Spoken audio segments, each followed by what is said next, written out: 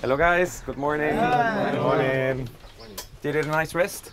Yeah, too much. Have you started working on the intro yet? Some of you? You did, for sure. Well, today our first guest, Uner.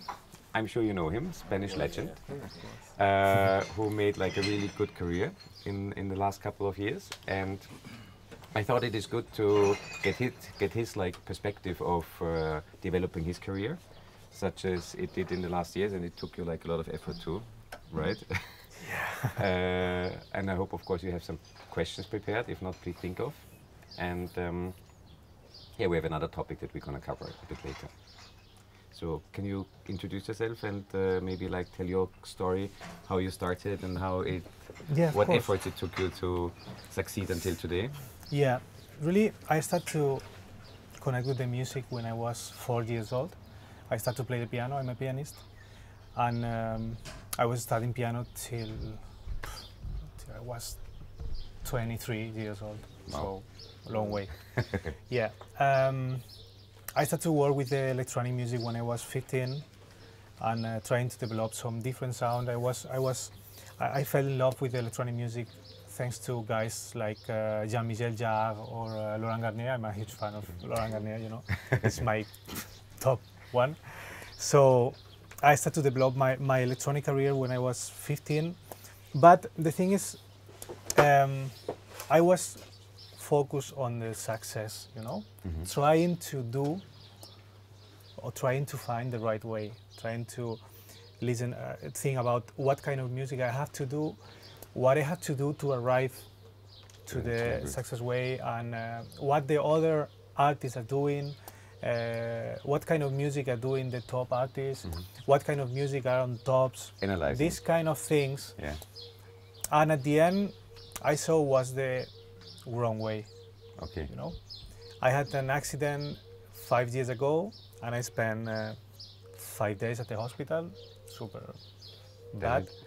And at this moment was for me was like, okay, I spent a lot of time trying to do what I think the people want I had to do. You know? Okay, get it, yeah. And at the end I thought, okay, now I have to do what I want to do. You know, now I want to do my own music, my own sound, and doesn't care about styles or other DJs or the success or money or this kind of and I changed my name. I put Uner. You know, I started to use Uner. My first picture was like this, so because I didn't want to show my face. What was the name before? That's okay. The thing is, for me was like, okay, I don't want to show my face. I don't want to say anything from me because I want to make music and show my music and to show my music to the business, and that's it. Doesn't care about if I'm a guy or no or girl or I'm from Spain or from Chile or from England. You know, because sometimes we are fighting with this kind of handicaps. Yeah, sure. You know, cliches. you are Spanish, like you are from you are England or you are German, you are cool. No, so it's all about the music. You know, it's like I want to make music, I show you music, and you can decide if you like it or not. That's it. And I spent 1 year like this, no shows, no nothing. Wow. We had requests, a lot of requests, and no shows, nothing. It's like, who is this guy? And I started to work with Dynamic. So it's like was like a Spanish artist working with a German brand. You know, it's like was crazy. The people at the beginning thought, okay, this guy is from Germany, he's from Hamburg, blah blah blah, and they no, it's I'm Spanish, and that was the beginning of everything. After Dynamic, I started to work with people like Cadenza or Vision Quest, Cocoon, and around the world. Of course, 1 year later, everyone knows that I was born in Spain and I was Spanish and everything. And now everything's cool. Everything's cool. It's like, okay, that's nice. Unique way. Yeah, I know, and it's cool because a lot of artists told me, okay, so you have a lot of good Spanish artists now, and we are opening some different ways from the to the international scene, because you know it's not easy from Spain. It was not easy because our background is like something strange. Yeah. Yeah. Well, at least you have a big country. Yeah, and- but and a huge crowd. we have a lot of good artists, good underground artists, but the main background was maybe a little bit commercial, but Yeah, not you're the right. good commercial, Yeah, the cheesy. bad commercial, Yeah, cheesy. Yeah. Yeah, exactly. Yeah. And was not easy for us. And now you can do whatever you want when Yeah, you of want. course. And you are balanced and happy. Yeah, of course, I'm super happy. Of course, it's much more harder than I was expect, Mhm. because 3 years ago for me was like, okay, you can arrive in here and everything is much easier. Mhm. And no, man, it's much harder. Okay. You know, I start to work alone, and I start with my manager 3 years ago, and now we are maybe 12 people on the team. Wow. Really? Logistic thing and press and designers and my manager. We are working with 3 different agencies around the world, with Bullet on North and South We had America. Ryan was Yeah, here with already Ryan, yeah, speaking. exactly. Ryan and Supri that are taking care of my Yeah. bookings on North and South America. We are working also with Dynamic. We're working with another agency on Italy. So Who is doing Spain? Alex Montoya. Okay. Nice. Yeah, Alex Montoya is my general manager. Mhm. He's managing everything, Mhm. and we are working in Spain with his agency. Nice. So at the moment we are really happy. We are working really hard because sometimes you are super exhausted.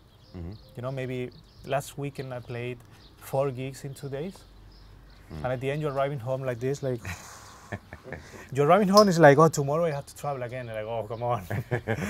It's like, okay, mom, I don't want to go to school. You know, it's like.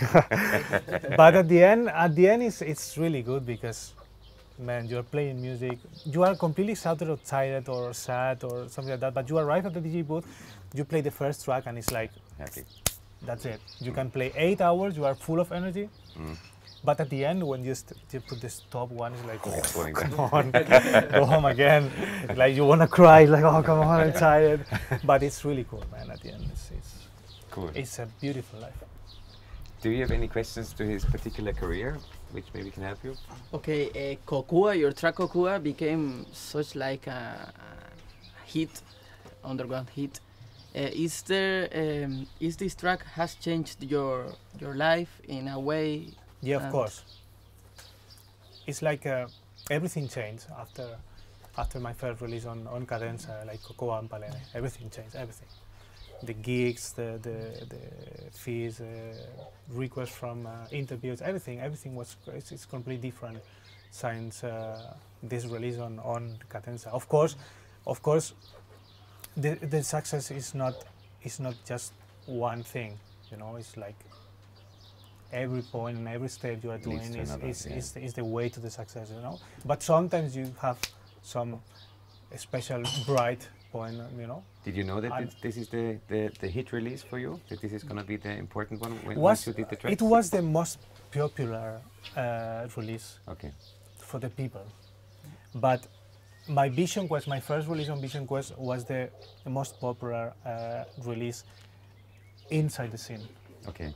You know, it's a good balance. Yeah. One Because for you the have, mass, yeah, the you other have for you have opinion the leaders. marketing release, you know, and you have the massive release Credit, inside yeah. the scene. So it's really cool.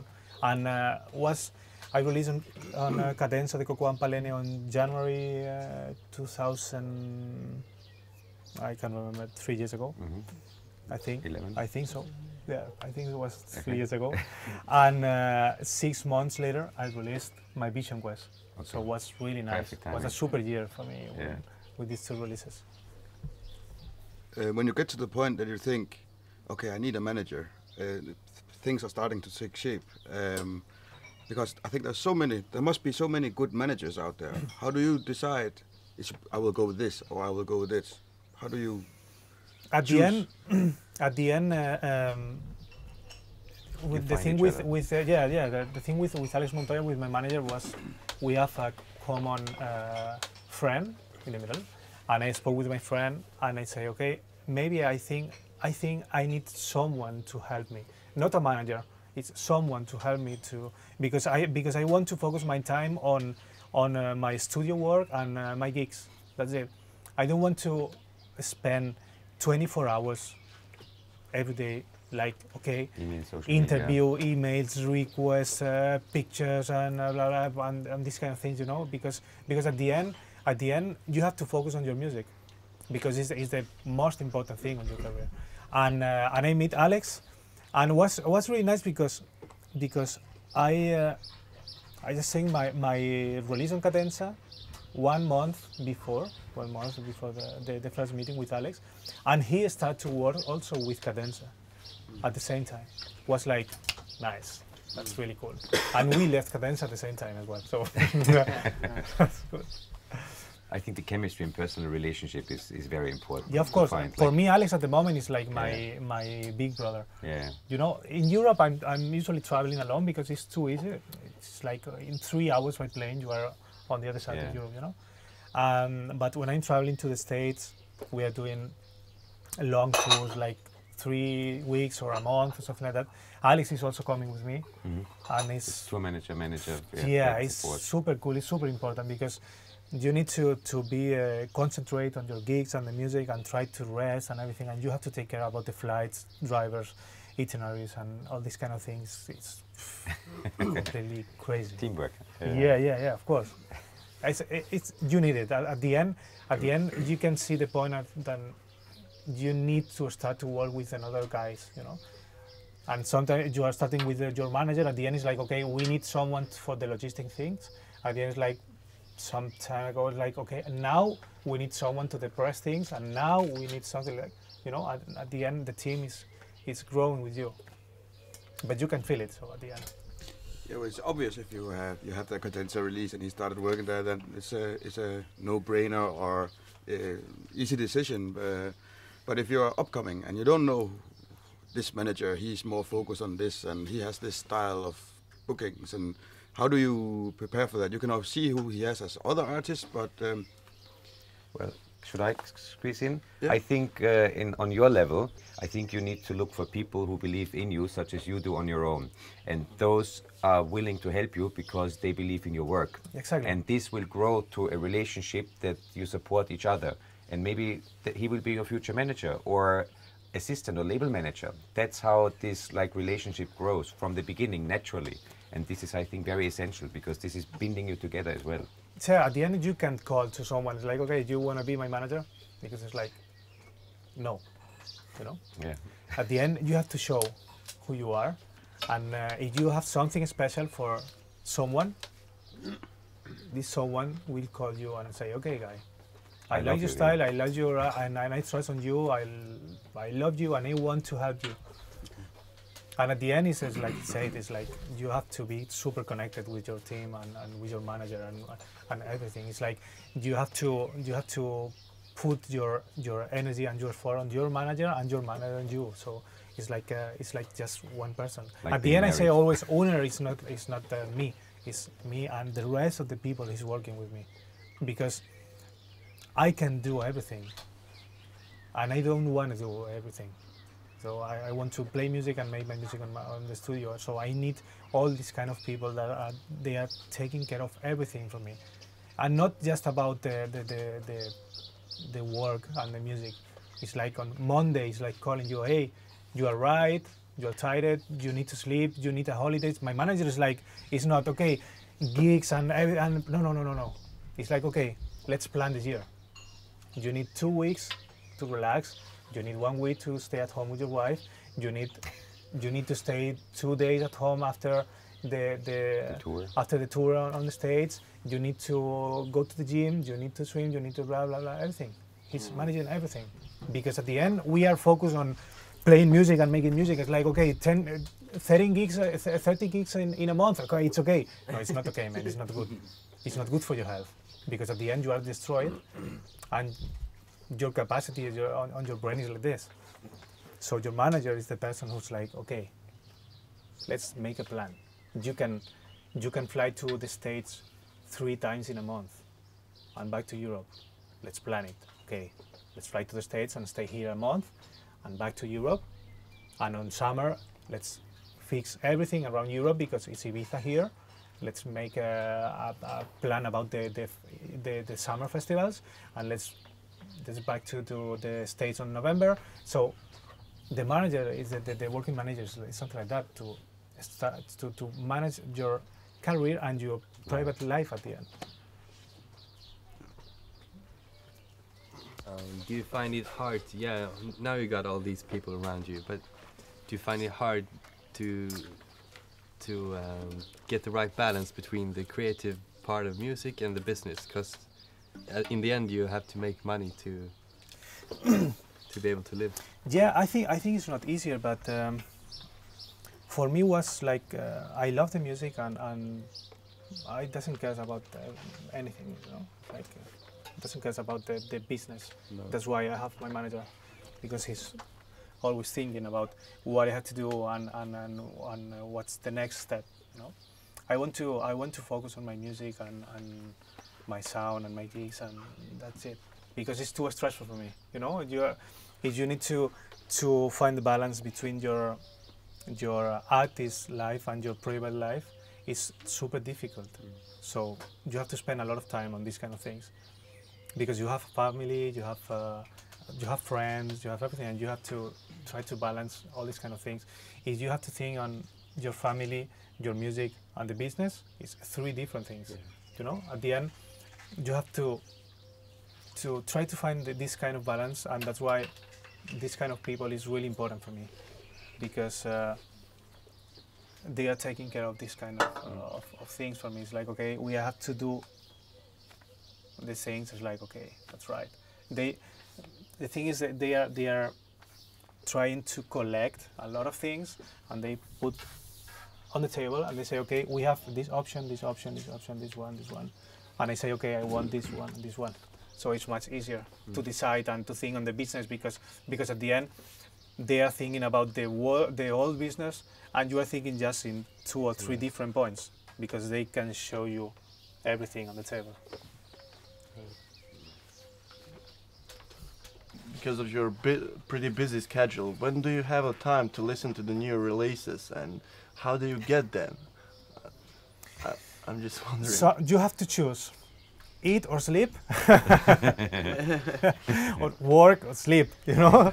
It's like, no, at the end, I spend just the day before a travel or tour or everything, I spend the whole day to listen new tracks and trying to find music.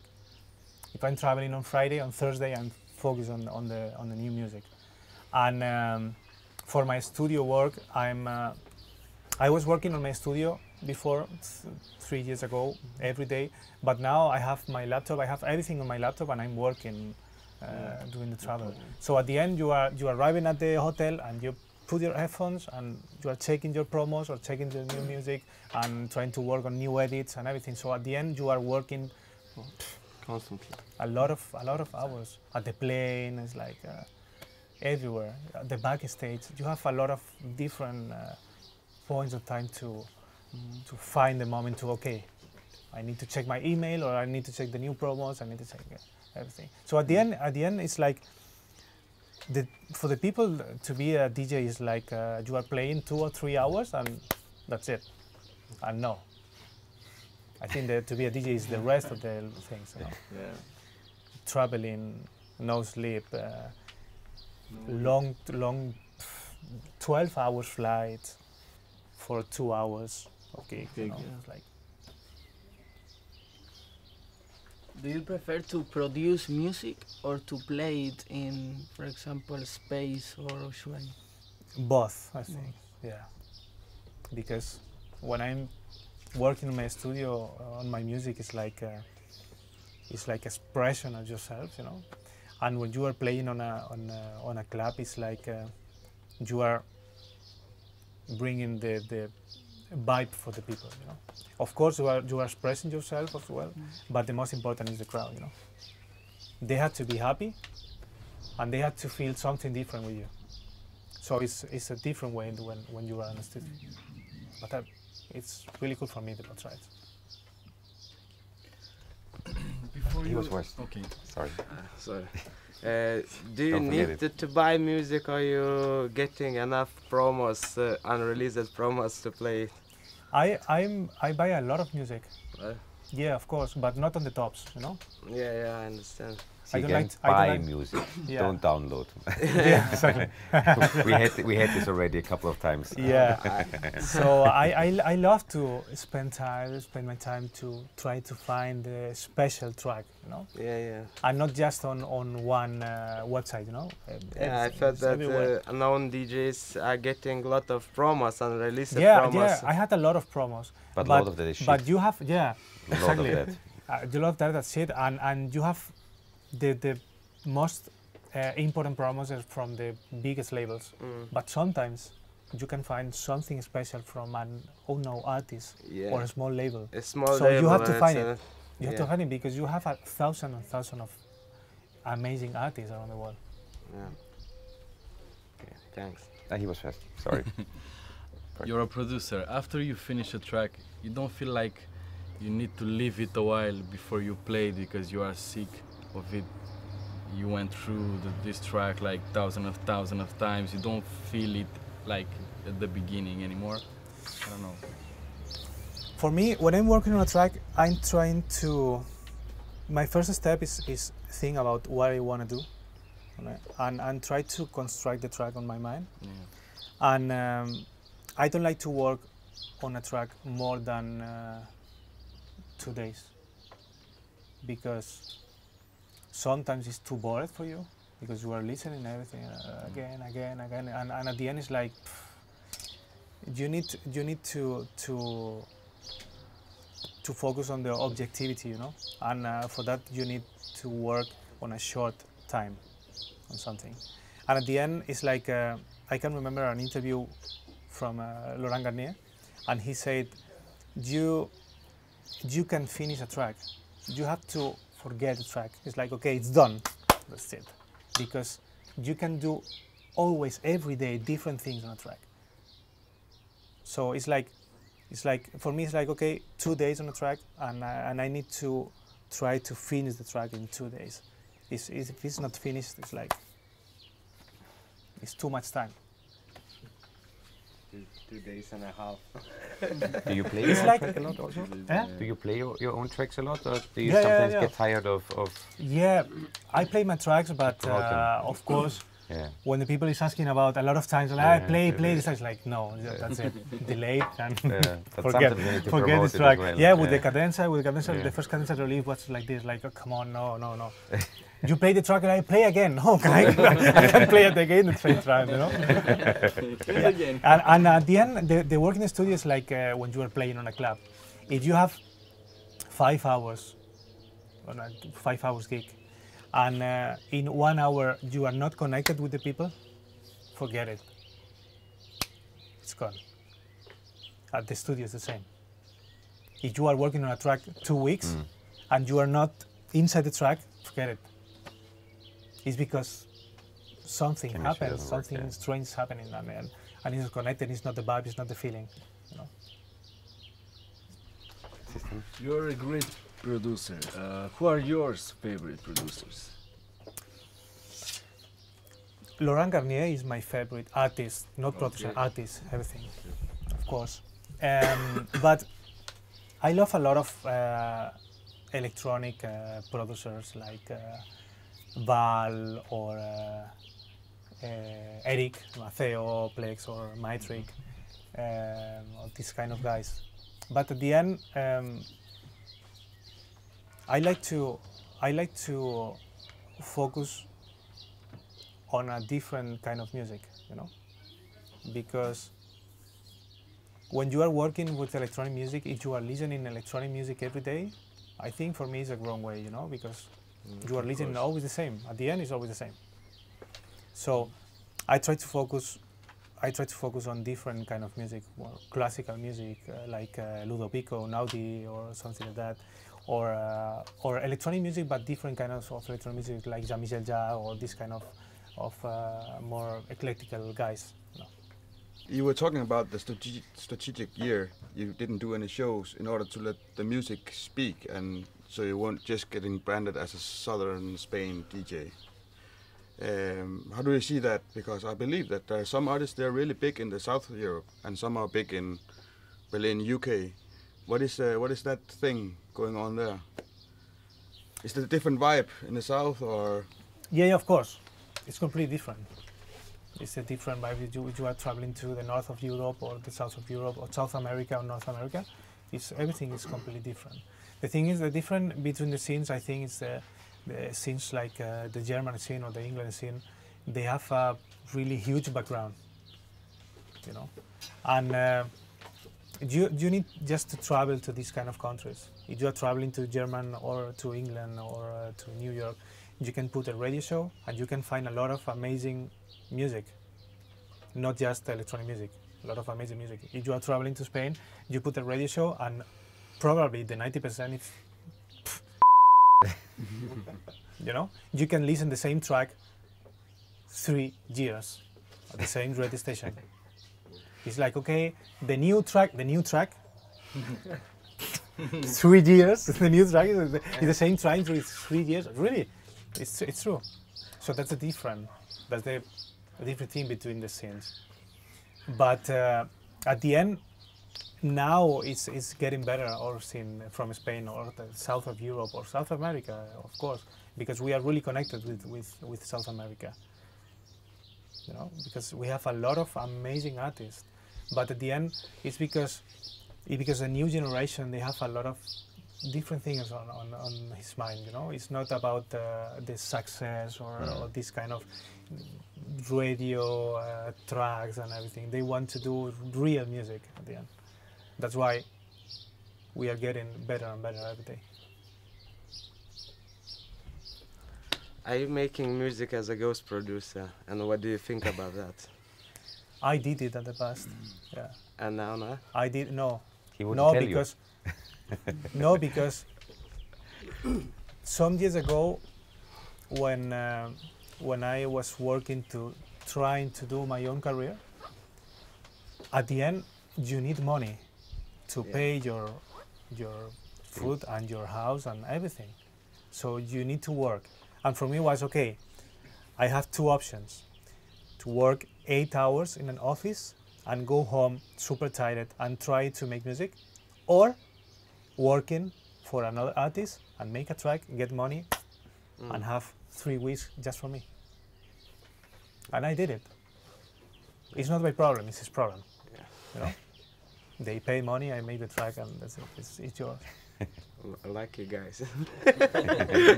Yeah, it's like show me the money and I run. Okay, thanks. Done? I think actually that covered a lot of things. Thanks so much. I think we do not need to extend. We would have had another topic, but as you had so many nice questions, thanks for that. Yesterday they were very shy when Carl was coming the first time. Any questions? So this time I told them who is coming, and like they should prepare themselves. So yeah, it's funny because when my first time in Ibiza was with Carl Cox, playing with Carl Cox, and I arrived to the villa. And Wheel of Joy. Yeah, and he was with the whole team, and I arrived like this, like, oh, shit, it's Carl Cox. Like, I said, you want rice, you want chicken? I was like, no, I don't want. Like, it's Carl Cox, man, but he's super nice. The nicest guy. He's the most amazing guy I meet ever, I think. I guess Lorena was in the kitchen. Yeah, of course. Of course, Lorena is the perfect. Yeah, is the general manager of everything. Of the house, yeah. Pepper's house. Yeah. She's directing everything. Yes, she's nice. Okay, thanks so much. Thank you, guys. Thanks for your time. That was great. Thank you.